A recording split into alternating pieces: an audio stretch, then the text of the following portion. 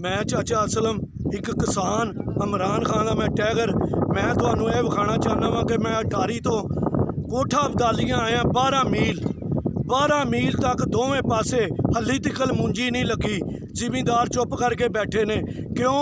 तेल बड़ा महंगा है जी। तेल करके ना 86 मुंजी लगी है, ना सुपर फैन मुंजी लगी है।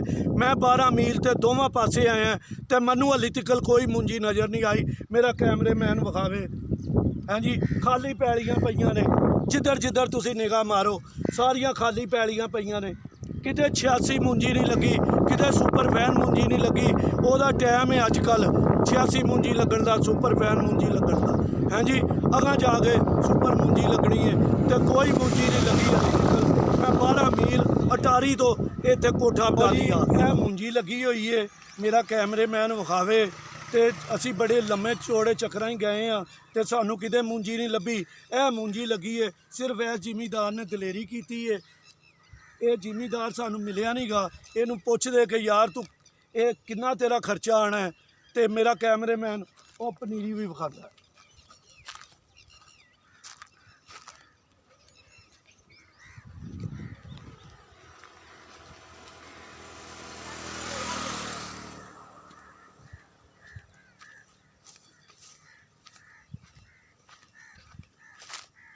यह मूंजी की पनीरी है जी।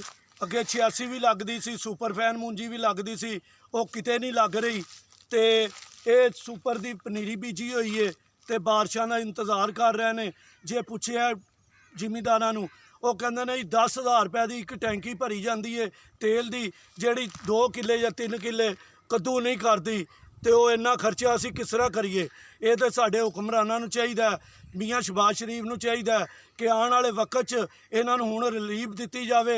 नहीं तो 400 रुपए किलो चौल विकणगे जदों खर्चा करके मंडियां तक लिजाणगे।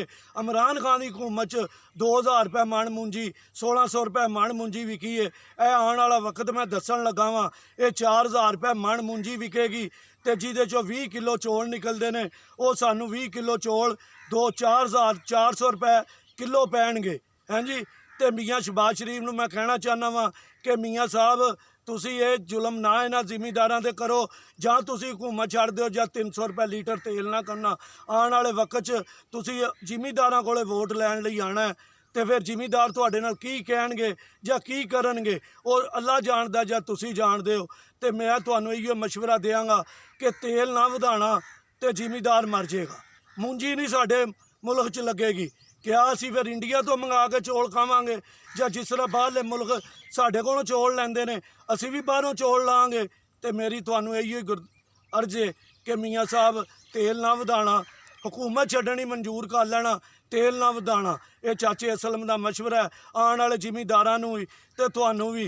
तो मैं आड़तियां नूं दसना चाहना वा कि आड़ती हजरात जिहड़े ने ये सानू जदों तेल दिंदे ने, खाद दिंदे ने, इहदे ते भी अपना वो कट लेंदे ने आड़त हैं जी। खाद ते भी पैसे कट लेंदे ने, दवाई ते भी पैसे कट लेंदे ने। तो जदों सानू पैसे देंदे ने 4% साडे कोलों पहले ही ले लेंदे ने आड़ती हजरात। मैं दसना चाहना मैं कि जिमीदार की बड़ी तबाही हुंदी है, जिमीदार नूं कोई बंदा बख्शदा नहीं गा। तो मियाँ साहब इन्हां जिमीदारां नूं ना मारो, तुहाडी बड़ी मेहरबानी है। ये एडा महंगा तेल नहीं लै सकते तो ना तेल ला के लैके मूंजी ला सकते हैं। तो मूंजी ते बड़ा खर्चा आ रहा है। 2 लाख रुपया ठेका पा के 2 लाख रुपया किले का खर्चे, 40 मण मूंजी निकले जां 50 मण निकले, वो 2 लाख नूं तुसीं सिर्फ दिओ तो किन्ने पैसे बनणगे? मैं तुहानूं मियाँ साहब इहो ही कहांगा कि तुसीं ये तेल ना महंगा करना, नहीं तो जिमीदार मर जाणगे तो मूंजी नहीं लगेगी साडी। अस्सलाम वालेकुम।